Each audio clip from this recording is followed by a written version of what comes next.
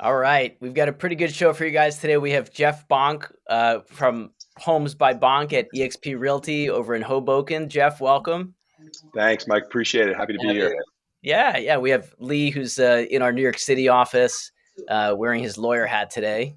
We'll cue the artificial boo sound.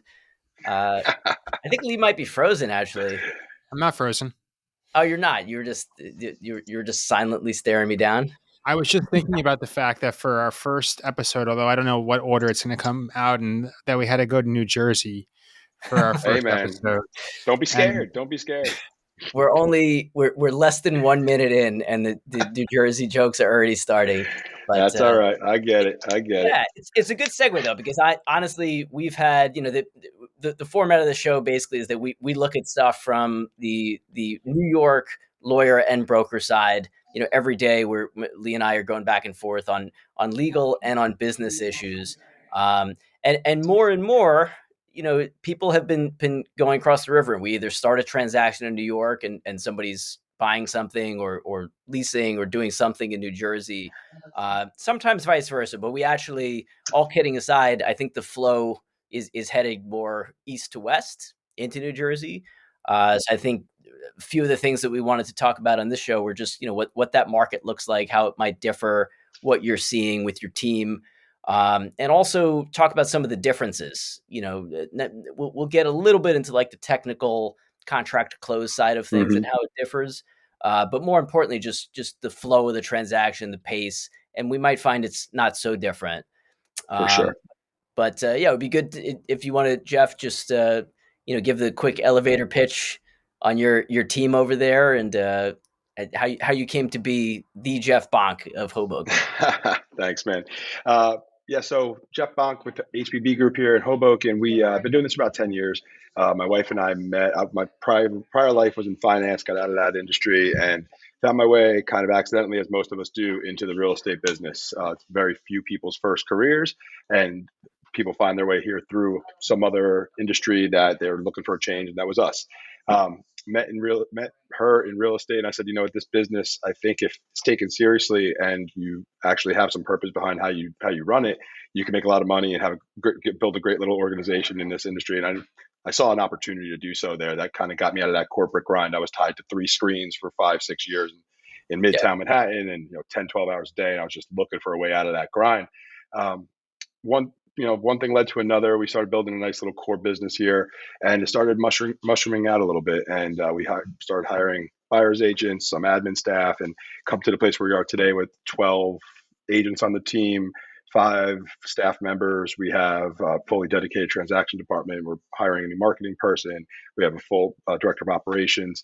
And our core business is here in Hoboken. We spread out to Hudson County a little bit from there. And now we're also starting to work into some of the feeder markets that we're feeder markets of them, those suburban markets, the train lines into Manhattan that people go to from here once they have their first or second kid. So it's a business that kind of grew organically, and then we started putting some purpose behind it the way we run it.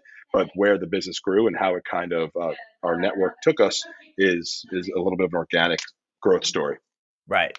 That's awesome. And interestingly enough, or ironically enough, it took a trip to San Diego for me to meet Jeff, who's, we were joking when we were out there, probably as the crow flies, very short trip from where I am. Yep. I'm sitting in Long Island now, Lee's in Manhattan. But even from Manhattan to Hoboken, with traffic and rivers, it was actually easier to just meet on the West Coast. 100%, man. I was in Manhattan twice on Sunday, once in Midtown early in the day, and it took me literally 12 minutes to get in through the Lincoln Tunnel. And then later in the day, I found myself in Brooklyn, and it was about an hour and a half drive to go 9 miles. So yeah, we live in it. It's just, people are like, how big of an area do you cover in Hoboken and Hudson County? I'm like, I don't know, like 5 square miles. Or like, that's it? I'm like, yeah, because it takes me 3 hours to get 20 miles in northern New Jersey. So you can't cover a big area, right? It's a weird place. But we had a good time meeting you out in San Diego. It was an ironic situation for sure. Yeah, definitely. We and I guess we already started talking a little bit about maybe the differences just in commute times and how you guys cover territory there. But yeah, we just to tie it all together. Like I think this fast forward movement that we've joined at EXP is really it's been key because there's so many people who now I'm thinking we can not just have a podcast with Jeff and talk about New Jersey, but we could talk about how it is all over the country at this point. Yep. But this one, I think, is this hits the closest to home, because even though the North Carolinas and Florida has always been popular for New Yorkers to move to, and Arizona, West Coast, this is, I would say, still like the most common move and the most natural fit for people. Mm-hmm. So I think this is a good one to kick it off. And Lee, I don't know if you have anything to add before we start getting into it. We kind of already have. I mean, I guess my question is, what's the elevator pitch, Jeff? So if I'm in Manhattan and I'm thinking, okay, I can move to Westchester, I can move to Long Island, or I can move to New Jersey. Outside of the fact that I don't have to pay New York City resident tax in any of those three locations, if I'm a young starter family thinking about having kids or have kids, why New Jersey over those other locations? Why are people moving to New Jersey? It seems like in droves over the last couple of years. Yeah, so we in our market, which is like that kind of middle ground market before people go to the full suburban 3, 4, 5 bedroom, acre of land, half an acre of land. We're at condo, townhouse, still New York City pricing. We're just a step below it, not like the big dramatic move. And we have two different types of buyers really. One is like people coming back to Jersey because they started here and they might have moved to Manhattan after college for their first job, rented there, bought there, and now they're looking for more space, looking for a place to kind of grow into. And Jersey's the obvious choice because they have family here and they want to be closer to the Jersey Shore, the suburbs, the people that they know. So it's no consideration to go north or west or east. It's just an automatic Jersey. And then we have the other people who come and they're exploring both Brooklyn, Long Island City, Hoboken, Jersey City, and kind of they want that more space. And they're trying to find the right fit. The big draw to this side is people do like the option to get to the shore, get to the mountains, get out west a little bit easier than if they were on Long Island or in Brooklyn or in Long Island City. Just a different kind of feel here. And you get out of the city much quicker on the Jersey side than kind of like those first layers of Brooklyn and Queens that you still have a lot more city behind you before you get to like the suburbs out in Long Island, right? So it's a little bit of a calmer secondary market to the city, and it also still provides, like I said, 12 minutes into Midtown on a bus tunnel on a Friday morning, even with a lot of traffic. And on the weekends, you could be in the city in 15 minutes anytime. So yeah, it has a little bit of best of both worlds in that degree, and that's what people seem to be looking for when they come here. More space for less money was the big draw 5 years ago. Now we're kind of finding some parity, but still a little bit more value than you find in most parts of the Manhattan. Definitely. I'm 90% sold, actually. I'm gonna get some more family over there. I'm moving to Hoboken tomorrow. That's totally fine.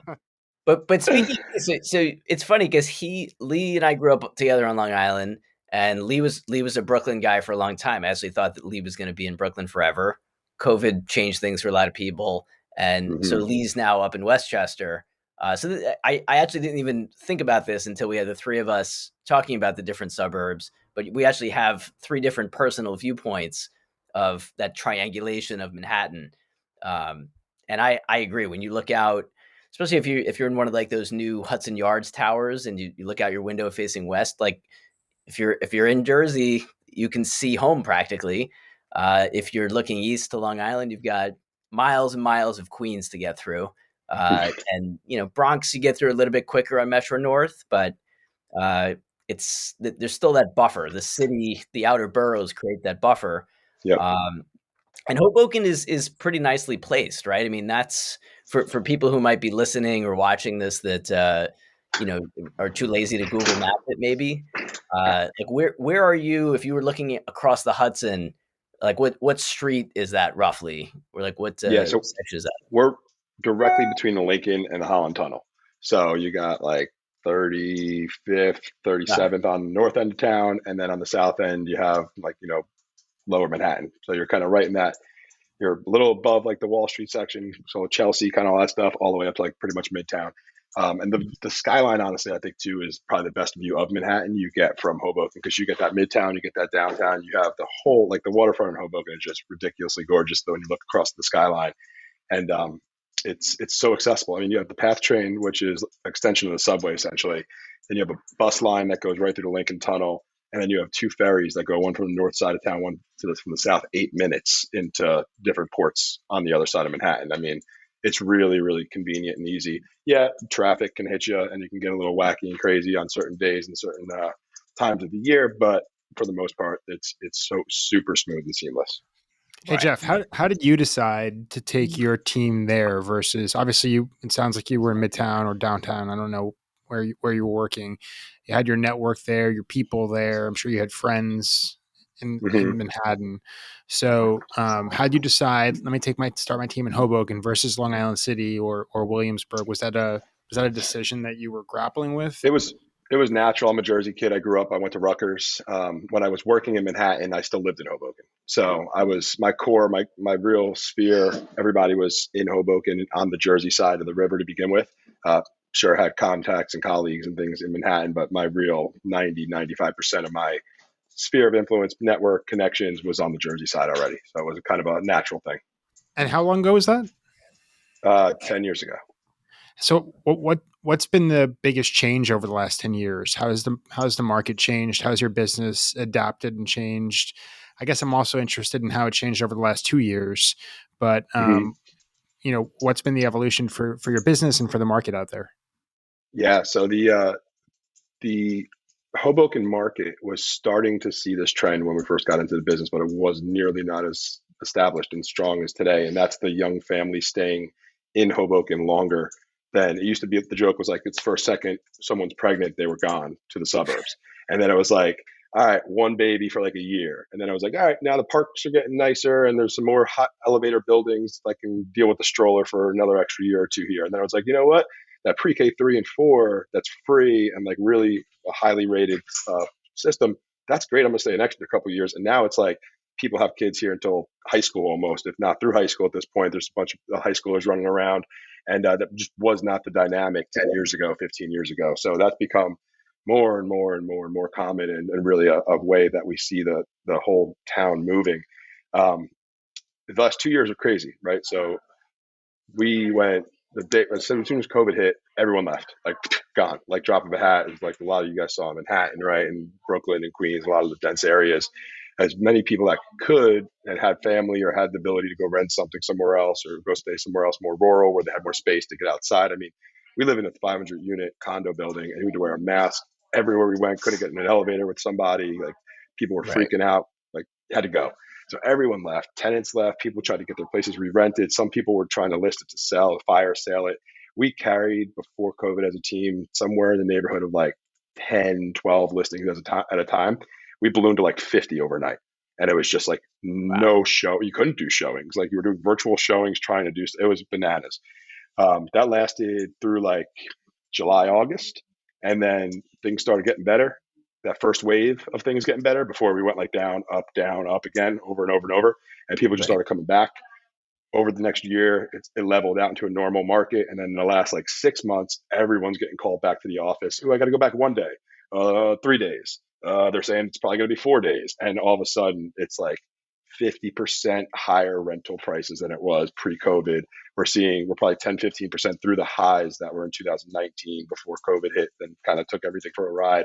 It's just 5 offers, 10 offers on everything for rent, and probably 3 to 5 on everything for sale.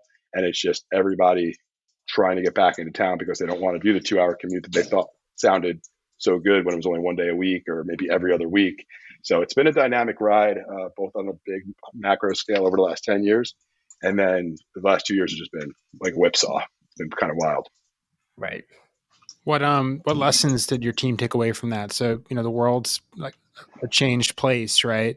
And you never know. Hopefully, knock on wood, no new variants are going to come to shut things down again. But Yeah. what was your takeaway from that? And Yeah. how's what's the plan for the future if something similar were to happen?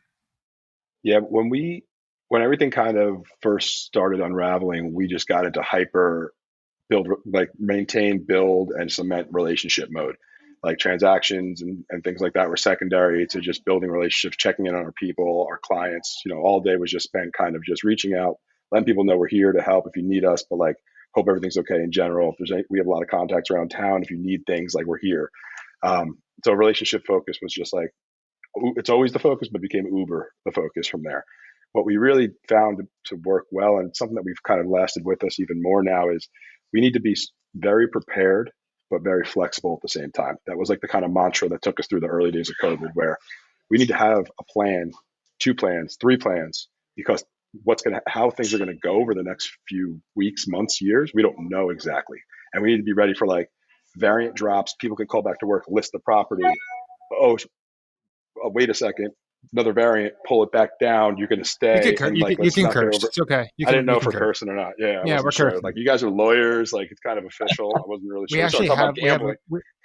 we have like a block at the end of the podcast to just curse for like 5 minutes straight. Just let it all out.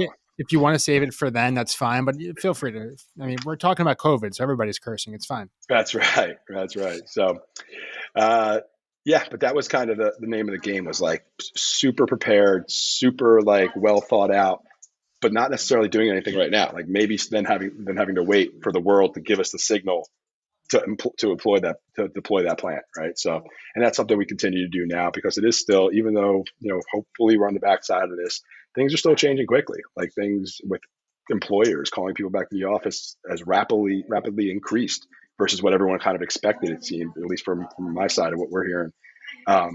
So that's kind of the big takeaway that we keep, is still in our business today. My son just thought, speaking of vestiges of COVID, recording from home, my son just wanted to show me he did a double knot in his sneaker. Nice. Good job, man. Just turned 7 on Saturday, so he's already happy birthday. I don't think I can even do a double knot on my sneaker. I don't even know what a double knot is. What is it, like a Boy Scout thing? Sailing or Boy Scouts? Which one? He actually started Cub Scouts, so it's only been like a few months, but I don't know. Maybe he'll be tying triple knots and whittling things. I love it. We don't know what to expect, but I love it. Yeah. Well, I don't know about you, Jeff, but one of the things that I noticed from COVID, like there are some positive things that are kind of hung over from COVID. So one of them is definitely, at least in the Long Island market, I know in New York City, on the residential side, the idea of get me your pre-approval, get me your proof of funds, get me everything to show you're solid before we book that appointment and schedule it, and everybody gets there. That got like ensconced during COVID. Like that was the best practice, but you put a listing up, especially a spring listing, it's a hot house or apartment, and it's hard to kind of hold back the tide without people just saying, I'll get it, I'll have it. You don't want to miss this opportunity to see a great buyer.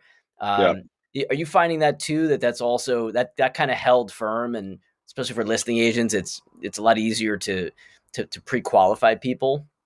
Yeah. You know what? I hear that story all the time. It didn't happen. We didn't see it happen here. Didn't see it. Yeah. What we saw for a very brief period of time was make an offer, submit your application, for purchase or for rent, before we're even going to let you in the apartment, because literally it was like the dark days of like really bad COVID, 2-3 months there. But after that, it kind of went back to business as usual here. But I've heard those stories of, like now, like we're kind of hanging on to some of those pre-approval, like before the showing, listing agents want to see pre-approvals or proof of funds. For whatever reason, it just didn't stick here. But I see both sides, right? Like it could be easier because now you're only letting qualified people in and you're doing that diligence up front. But this other side, it's like an extra thing to manage at the same time, right? To have that. So seeing both sides of that. It sounds like the market there kind of more closely mirrors Brooklyn and Manhattan, where maybe we're seeing a little bit less of that type of behavior from agents and attorneys before a deal was struck. Yeah, I think so. We do pretty closely mirror the style of not style of transaction as far as logistics of it, but like pricing and like patterns. We're very closely tied to like a Williamsburg, Manhattan, Hoboken, Jersey City has the same. Like if everyone's leaving, if rents are going crazy, if prices are going up, down, whatever, we're pretty tightly aligned with what they see as well. Because we still are a secondary market for sure to those markets, but we're becoming much more in parallel with them price per square foot wise and kind of demand wise as well. There's a story, I think it was like 3 or 4 years ago in New York Times, which was like, don't be scared of New Jersey. I don't know if either one of you saw this back then. It was like people are moving to New Jersey. I wrote that story. Well, very well written. Very, very well thank written. you. I appreciate it. But it's a joke, right? And it was kind of a funny story. But at the same time, I can remember for years doing open houses, and our team's still doing them today. And people walk in, and you can kind of see it on their face. They're like a little nervous. Right. And it's like, you come from Brooklyn or Manhattan? Which one? They're like, how'd you know? It's like, don't be scared. It's okay to live in Jersey. Trust me. It's just like Right. Manhattan. Well, It's gonna, you're gonna you be speak my fine. language. This is Yeah. amazing. You look normal. Right. And those are the people that are those second group that don't have roots in Jersey. They're the ones like exploring Yeah. both sides, trying to figure it out. The Jersey people usually have a familiarity. They've been driving through Hoboken, Jersey City for years, growing up, going into Manhattan. But you could tell, right, that they walk in, and then it used to be this at least like 5 years ago. Wait, I get how much space for what price? And now people are like, yeah, I'm over here in Jersey for a deal, and you're like, sorry, that's actually not the case anymore. So it's a fun, depending on like the level of experience of people have with the area. It's like, is it noisy in Hoboken? Well, where are you coming from, Midtown or Pennsylvania? Like, Right. because it's a different answer depending on your baseline. So Exactly. it's dynamic, to say the least. As a former Williamsburg guy, I'm kind of curious. This might be a little duplicative of one of my earlier questions, but how do the Williamsburg young couple comes in, or the Manhattan young couple, and they say, I'm between Greenpoint and Hoboken. How does your team train to persuade that buyer to pick Hoboken over Long Island City or Greenpoint?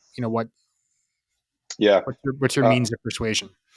I wouldn't really call it persuasion. I'd call it more of just like kind of like explaining the differences and letting them then decide what's the better fit for them. Because the worst thing you want to do is like talk someone to something, and then halfway through a process, they're like, well, I reconsidered and went this way, right? So like helping counsel people and giving all the information to best practice for them and for yourself.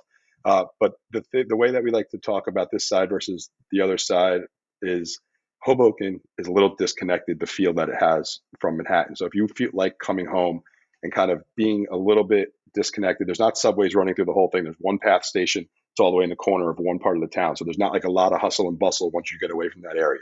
You can still jump on a bus. You can still jump on the ferry, but it's slower. It's a little calmer, a little bit more of a breath of fresh air versus the busyness of the city all the time. Jersey City right next door, though, however, if you want to take a $5 Uber over there, is an extension of Manhattan. It's got 7 path stations spotted all over the place. So you have better restaurants popping up because you have more kind of diverse foot traffic, people going to work to and from. So they have more eclectic kind of feel versus Hoboken, which is a little bit more of that more suburban feel to it. Like you've got that separation. So you have both options here. You can pick to live in either one and still have, borderline, they're touching each other, options to the other one. The other side is like that access to the mountains, that access to getting into the country a little bit quicker and getting to the Jersey Shore. If people don't have roots in Long Island or going to the beach by you guys, Jersey Shore is a good option as well. And there's a cool vibe down there that we always talk about. And then the access to the upstate New York's a little bit easier for your Poconos and kind of those secondary leisure spots that in the wintertime and in the summertime as well. So it's just a matter of what you're looking for. Do you want to be kind of like still in it, or are you looking for a little bit of that pause, that more space? Right. Yeah, that's something that unless you've lived on Long Island for a while or you're from there, I think people don't have an appreciation for just how much time it adds when you want to go anywhere. I mean, airports, if you're flying, it's fine. Long Island's great. We actually have the 2 major New York airports on this side. But driving, unless you have a boat and you're right on the water, you're not getting off the island unless you're flying occasionally or driving. And you're adding at least an hour because there are choke points. You have to go over at least 2 tunnels, bridges, some combination of those things. And, the options are straight up the middle of Manhattan, which is usually not the way to go. Bronx, Staten Island, but you're also going through Brooklyn.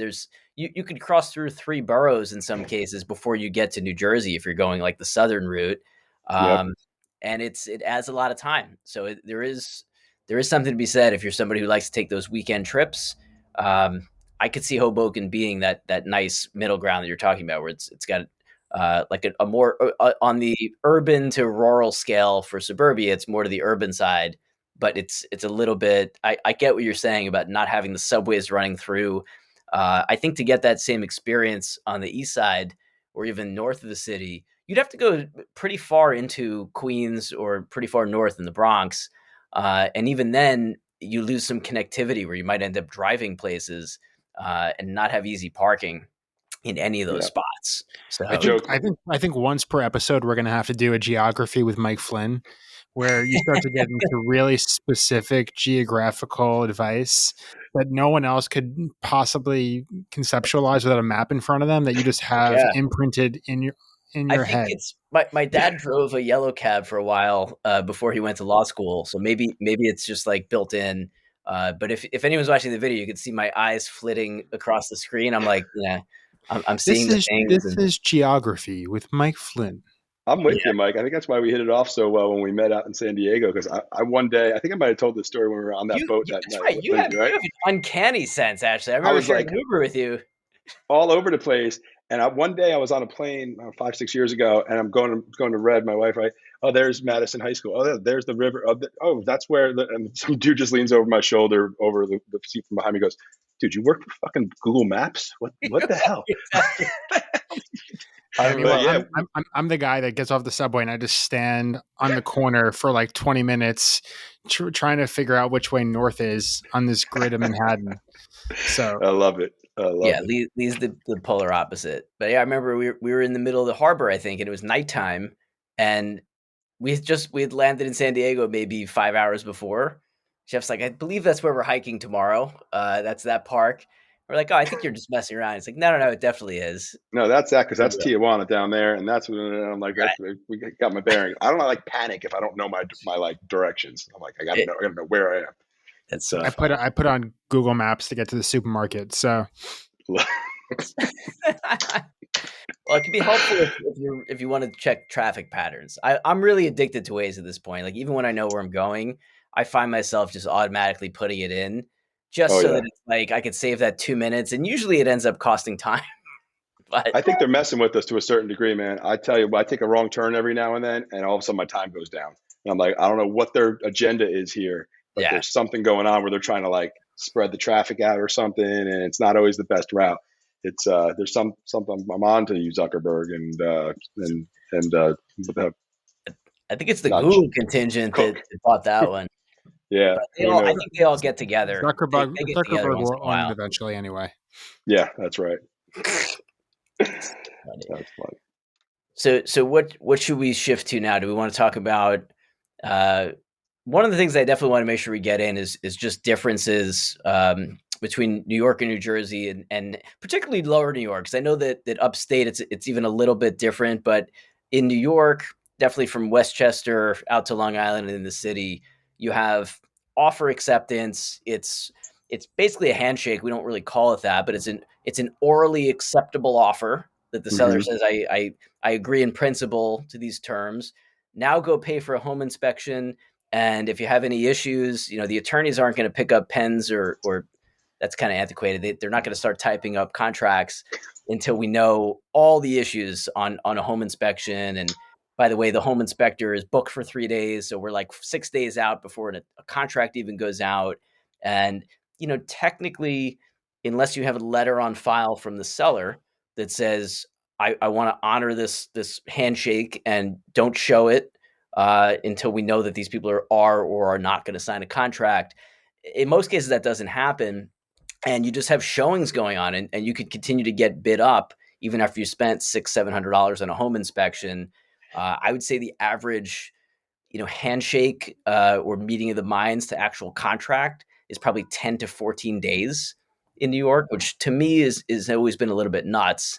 Yeah, and you're applying for your mortgage in there, right? Before, I mean, you're incurring all those fees typically, or as well in your Usually inspection. the pre-approvals that you'll get in New York, you can get like a almost fully underwritten one where it's just tell us what the property is. Once we get the contract, we'll order the appraisal. In a lot of cases, that gets stalled also, and it's not until the mortgage loan officer gets the fully executed contract that Oh wow, they're like in some cases collecting all the tax returns, pay stubs. Appraisal sometimes doesn't get ordered for 2-3 weeks after contract, and so the whole thing, I would say like 60 to 90 days is the norm, and that's from contract. wow. It's probably closer to 100 days if you're factoring in like the very first time that buyer walked into the house and expressed interest. Wow. That's Yeah. which first of all, I think we should probably address the fact that Manhattan's 5 blocks that way, and I have no idea how that process works until you kind of just went through it with me. Like that's how separate our markets are, right? Like people are like, "Do you cover both sides, like both sides of the Hudson?" I'm like, no, I don't know one thing about how real estate works on the other side. I got some good agents for you if you need a referral, but that's about it, right? So it's kind of wacky that that's the case. Um, but yeah, our process is way different. Not, I guess not way different, but pretty different. That doing inspections and like being open for that long before a contract gets solidified and you get protected, people freak out about 2-3 days of attorney review and trying to get through that here and being protected, and people left and right. You get an accepted offer after 15 offers come in, and then you take 2 or 3 days to get the riders back and forth, and you're up another 100 grand just in that time period. Forget 10-14 days. But we have this weird thing, like every time we have initial conversation with someone, you ask, have you ever bought a house before in New Jersey? Because we're one of the very few states, I think, right? You guys probably know better than me. We're like a half a dozen to a dozen states that have attorney review. Most states don't have attorney review. That's about right. Yeah. Somewhere in that neck of the woods. And attorney review is kind of a weird thing, but it's a nice thing that it shortens that window of being open to other offers coming in. So when get a buyer makes an offer, we actually make an offer in a full contract form. So if someone's like, I like that house, I want to make an offer on it. It's not like a call, it's not an email, it's not a 1-pager. It's an 11-page document that you put fully together, and you submit that to the seller, the listing agent, as your offer. Now you could do a 1-page like offer to purchase, just summarizing the terms, but it's our practice all over, at least Hudson County and North Jersey.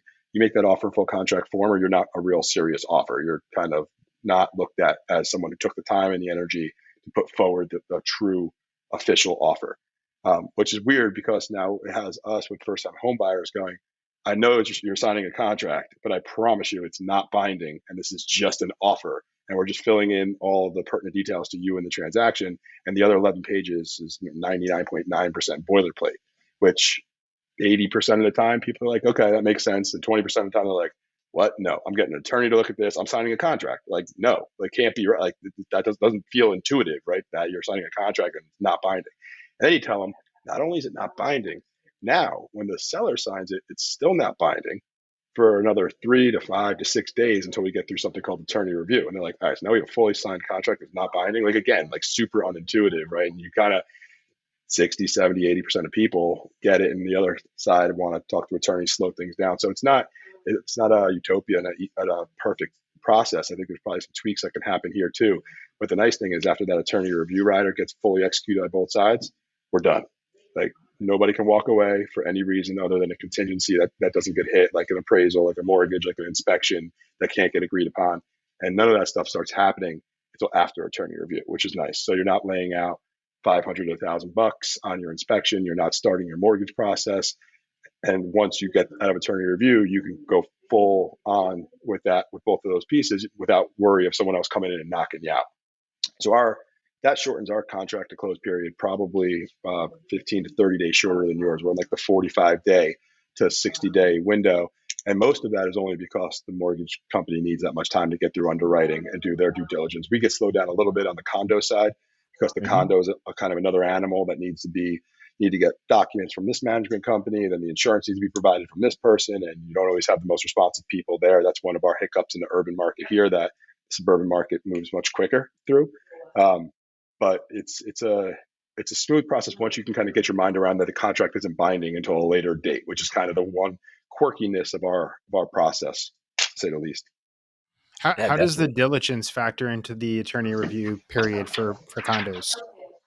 So 2 different ways. One is it gets done during attorney review, which can slow down attorney review considerably. So if the buyer doesn't feel comfortable getting out of attorney review until they get all the condo docs and review them and all that, that's one side of it. The other side is an attorney that may not have, in my opinion, what's the best practice of writing into the rider a document review period.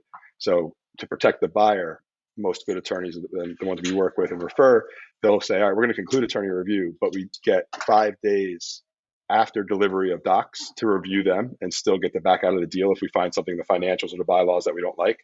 But we only get that option, and we're bound otherwise. We're out of attorney review. So that's how like 90% of transactions work. If you once in a while you get an attorney that's not familiar with New Jersey law, doesn't practice real estate on a regular basis. They might be primarily a litigator or primarily in another state. That's where we run into problems where they don't put that in. And now we have a 2-week long attorney review and that buyer does get knocked out or something happens like that. So in most cases, after attorney review, I call it like a free look because you're protected, but you essentially, you can see anything in the financials or the bylaws you don't like and probably still make a strong case that you want to get out of that contract for any reason, using that as your excuse. Not that we're promoting doing that, but it's your free look at that point, and the seller is bound to the contract. Yeah, in New York, it's kind of the reverse. And that's sometimes why the contract phase is longer, because those 3 to 5 to 7 days where you're waiting for the slow management company or even the fast management company to coordinate the documents and reviewing a 300-page offering plan in some cases, and Yeah. complicated financials, and coming up with questions and waiting for those answers, that elongates the process on the front end. And very often we won't even really meaningfully engage in the contract yet until we have a good sense that there's nothing, really serious. There are no real serious issues with the building. So we're not kind of wasting our clients' time or money on the legal side. So I do kind of like that flip in Jersey. Yeah. And you guys, I'm sure you have a lot more buildings, right? Like our Hoboken attorneys, they get familiar with the buildings. They know them like the back of their hands. Like there's either a bunch of big buildings or it's kind of smaller 3 and 4 unit brownstones that have been converted into condos.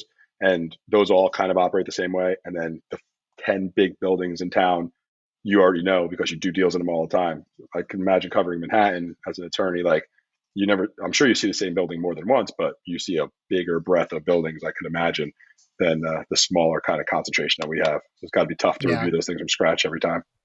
It's always the smaller buildings that are problematic, because the smaller buildings are where there's more bespoke provisions, or there's just not a good management company running things. Mm-hmm. So things fall through the crack. Yeah, if the this board is a good piece for a different podcast episode, talking about closely held condos and co-ops, because there are numerous issues. But to a certain extent, if you're dealing with a well-established management company, you're not going to run into too many issues. When you're not dealing with a well-established management company, or it's self-managed, that's when you start to run into delays. That makes sense. Yeah, for sure. And also, like the self-managed we have here, that kind of becomes a problem. 4 units. One guy said, "I'll take the lead on everything," and then he doesn't respond to an email for 2 weeks. Yeah. He doesn't have the documents actually in any kind of order. I'm not getting paid for this, right? Right. Do you guys have a lot of co-op inventory, or is it mostly condo? Almost all condo. In Hoboken, there's apparently this one co-op that exists. I've never seen it firsthand, but everyone's like, yeah, there's a co-op in Hoboken. I'm like, tell me the address, because I've never seen it. But they did a bunch of co-ops up on like the cliff of like Jersey City Heights and Union City and such. They're different than your co-ops from what I understand. They're a lot more restrictive. Your co-ops operate like condos more commonly than ours do. Ours are can't rent them out for X amount of years. And I'm sure you have some of those too, but I think that you have more of that operate like condos. So our co-ops, when you kind of get a co-op deal around here, first of all, the price is suppressed by about 50%. Like it's just the buyer pool shrinks to 10-20% of who would consider it if it was a condo. And it's just the price goes from, maybe more than 50% on the suppression, honestly, because it's just you don't have the freedom and flexibility to resell it in the timeline that you want to. You can't rent it out in the timeline you want to. You can't make alterations in the timeline you want to.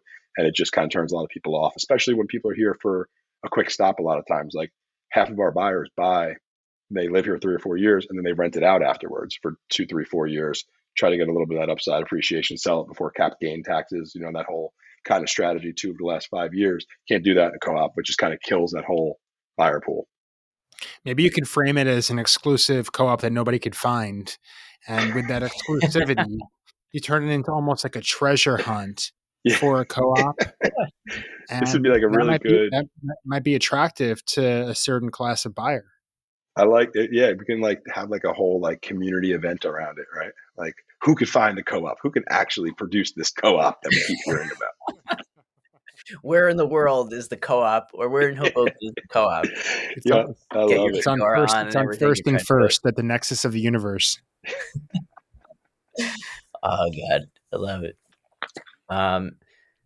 one other thing that I thought of actually while we were talking, how accessible is it? Like we talked about maybe a 45-day time frame, and most of that once you're in contract is underwriting on the mortgage side. When the attorney runs title, how long does it take for that to come back? I could be wrong on this, and that's why we have you on the show. But I understand Jersey is a little bit more uniform and a little more accessible as far as like the building file, what's on the CO, taxes, the lien searches. Do those come back fairly quickly? Is that pretty organized? Yeah, it's pretty organized. It kind of comes down to your attorney again. Like if it's your attorney is on point with a good title company, and the staff on the title company side as well, the attorney orders it at the right time, like it can be real smooth and seamless, 3 4 5 days max. If you have there's a couple title companies that we've seen that are just like still waiting, still pulling, still like, what, I don't understand what you're waiting for. Can you tell me what you're waiting for? Like, we can help. No, we need to talk to this person. You talk to. So like, it is that we get most of our delay from bad personnel management, for essentially. If you were with a good title company, it moves really fast. But what you said though on the CO side, CO is kind of weird around here. Every city does their own kind of CO, and it's could dramatically change what you have to do to actually get that CO or that CCO, or even if there is a CCO. Like Hoboken doesn't even do a CO or CCO for secondary transactions, only a smoke cert. But if you go right up here to Union City, you could spend 15 man hours trying to get the smoke cert and the CO and all the different things done, because you got to go there, then someone comes out, then you go there again, then someone comes out again, and it's just like a crazy situation. So unfortunately for realtors, fortunately for attorneys, that all falls on the realtor to kind of help the seller through that process. So it really just depends on the municipality and how old school they may be or how streamlined they are, depending on who's running the show over there. But title's pretty smooth. I don't know much about the title world. And is it disjointed a little bit, the title environment? It depends where you like. New York City is a much more efficient system. Everything is on something called ACRIS, where if there's a mortgage or a deed or satisfaction of mortgage, you can look at it in advance. It's public knowledge, public information. It's easy to log in and it's easily displayed. The buildings department is also in theory supposed to work that way, although I'm dealing with Queens properties now where the PDF of the CO is missing. And of course, it's like that one supposed to be two family that it's coming up as a question. But Long Island, very different. The everything, the clerk's office for Nassau County houses all the title documents and the liens. Suffolk is town by town. And when I say town on Long Island, I'm talking about like the big giant towns. Like Gotcha. Nassau County really only has 3 townships in it, and then you have like hamlets and incorporated villages. If you're in an incorporated village, the buildings file is probably there, and you have to go to the county for mortgages and other liens. Some of the towns are extremely hard to deal with. You have to do a FOIL request, like a freedom of information Oh wow. request, just to get like the building file back. I'm dealing with that on the listing now. So it's kind of all over the place, and probably I'm just gonna say it's the worst managed system, at least in New York, but could be the whole country. I'm very hard on the process that we have in place right now. It sounds pretty inefficient. It sounds like your whole situation is like the worst town here. That's kind of like what you're saying. I've experienced, but luckily, like it's one of like all the towns that we work up here. So it's a little bit of a hope. Yeah. You just grit your teeth and close your eyes. Right? Yeah, you just like deal with it for that one transaction rather than normal part of life. But from Mike's geographic lesson, you can't get out, so you really have no choice anyway. You're just stuck there to deal with the horribly inefficient bureaucracy of Nassau and Suffolk County.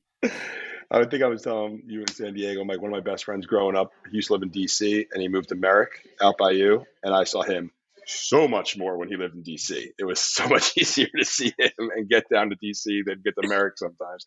I remember one day we played Bethpage like 2, 3, 4 years ago, probably at this time. It took me 3.5 hours to get back to Hoboken from Bethpage on a Friday afternoon in the summer. I mean, probably stupid to think it was going to take anything less on my side, but yeah, it's brutal. I mean, that's the trip to DC that took me to get back.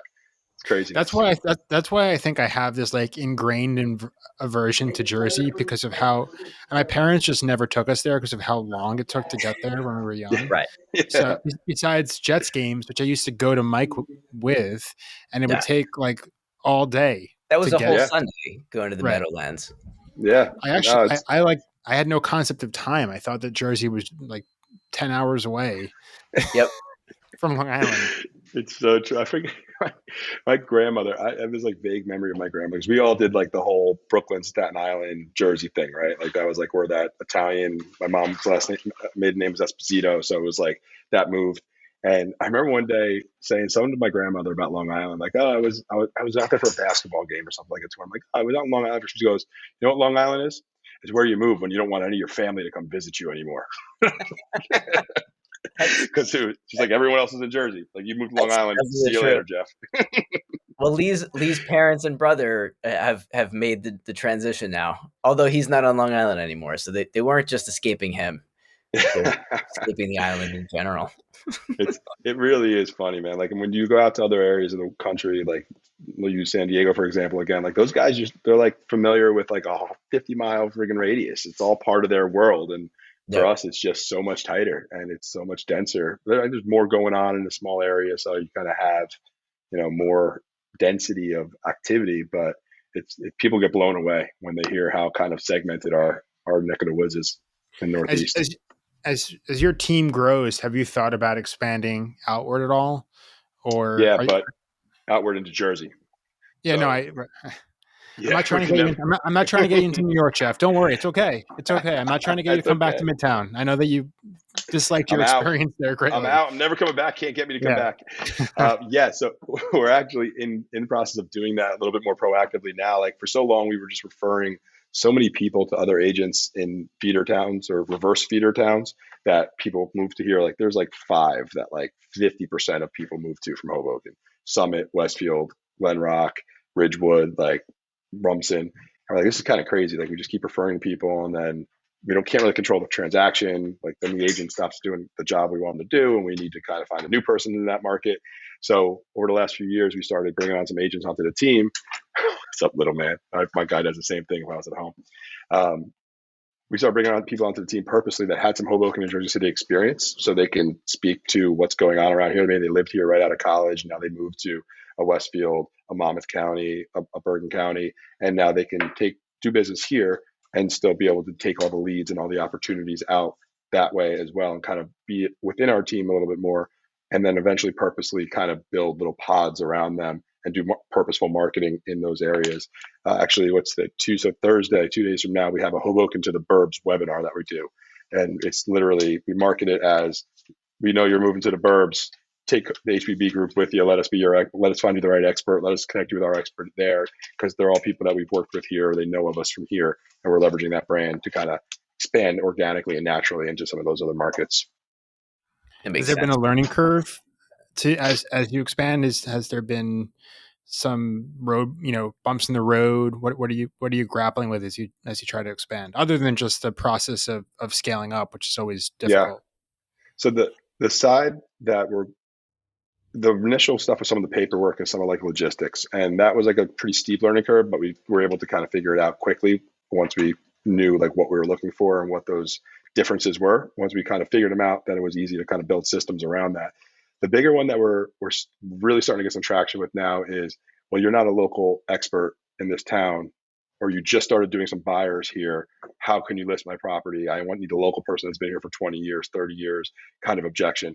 So we just reverse engineered it, and we said, like, what is being a local expert? What is me doing business in your town for 30 years provide you that you can't get from me now? And as well as the local knowledge of this, it's the knowing the little nuances of this, and knowing the school systems and the community. All right, well, what if I can on the spot have a checklist of all the things that a local expert brings to the table? Figure those things out, know where to get those resources from, build literally a cheat sheet of those items. And then you also get all the experience of 350, 400 transactions, whatever we've done in the last few years here, in a super competitive market where we're up against killers every single day. There's 5, 10 other awesome listing agents in our 1 square mile. You get all that marketing, all that negotiation, all that system process that we have here. Plus, we just figured out exactly all the things that we needed to know to be a local expert on the spot, and you get the best of both worlds. And we're starting to get some traction on the listing side with that type of dialogue and that type of marketing approach there as well. So it's almost embracing that you're not an expert, right? It's embracing that and saying, why don't you rethink how you should hire? Think outside the box. If you want to sell your house for the most money, doing it the old fashioned way maybe isn't the best way to do it. For sure. And we also, they're like, well, you don't know the other realtors around here. And I said, well, do you want a person that's going to give an inside track to 2 or 3 of their buddies and let them know what your bottom line is? Or do you want someone who doesn't have any friends here and they're fighting most for you? Which one works better for you to get the most money? It's about, right, it's asking that question, like, why do you think you need that person? Or why do you think you need to do it that way? I was just talking to one of the agents on my team earlier today, and he was getting the objection, well, just bring me a buyer and I'll sell it off market. And I said, well, did you ask him why he thinks that's the better approach? And he goes, no. Well, let's role play this. Well, just bring me a buyer. Well, Mr. Seller, I can appreciate you want me to bring you a buyer, but what's your ultimate goal here? Will it get the most money? Well, if you want to get the most money, what is it about me bringing you a buyer off market that you think would achieve that? Well, I'd pay a little bit less commission maybe. That's great. Do you think that having 5 or 10 people interested in your property all at the same time, creating a little bit of bidding war, would be better or worse than saving 1 or 2% commission? Well, no, like, so, right. So like asking the right questions to kind of let them figure out, well, why do I need a local expert anyway? Why do I need someone who's been ingrained in the community that someone else can Google that information and find it and still bring other value to the table? Right. Just asking the right questions to kind of get people thinking the right way.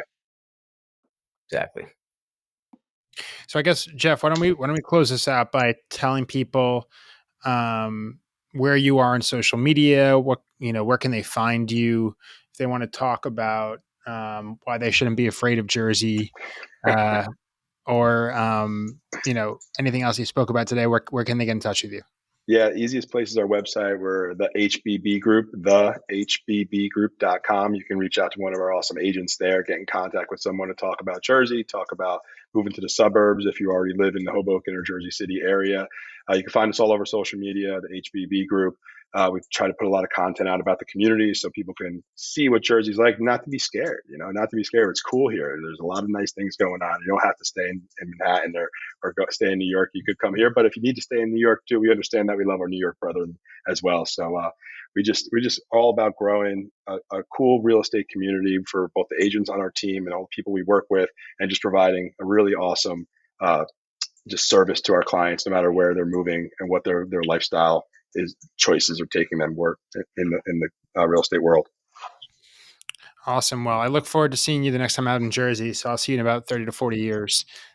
Sounds good. I'll wave at you as we drive up 87 to get to the Catskills over in Westchester. I'm forced to go there now because my brother and my parents are both there. So where did they wind up? What part of Jersey? So my parents are in Florham Park. Okay. My dad strategically found the 55 and over community that's right across from the Jets training facility, nice. Which he called a happy surprise, but I am I'm a Jets fan. There's nothing happy about being a Jets fan. I'm a diehard Jets fan. I was just there at a golf course Saturday, Pinchbrook, right around the corner from them. Nice little golf course. They're going to know the name Jeff Bergstein in the Jets locker room this year and be like, that guy Jeff Bergstein just had a great tip as I was walking into the training facility. He yelled it, but it was still good advice. Oh, that's too funny. Yeah, that's a whole nother podcast we could do on the Jets. The three of us have combined over a century of misery regarding the Jets. So yeah, I'm actively trying to make my son anything but a Jets fan. I'm like, I can't do this to you. I can't do and then the Jets will go win a Super Bowl, have no one to celebrate it with. He'll be like another fan. My wife's a Giants fan, so my kids have no real. I guess the Giants have been pretty good for the last 20 years, just not recently. Yeah, they had a run about 10 years ago or so, maybe 8-10 years ago. But yeah, they beat the Patriots for us at least a couple times. That was nice. Exactly. That was those rare moments to be a Giants fan. Yeah, for sure. But all right, gentlemen, I really appreciate you guys having me on. I look forward to talking to you guys soon. And absolutely. Thanks for Yeah, coming on.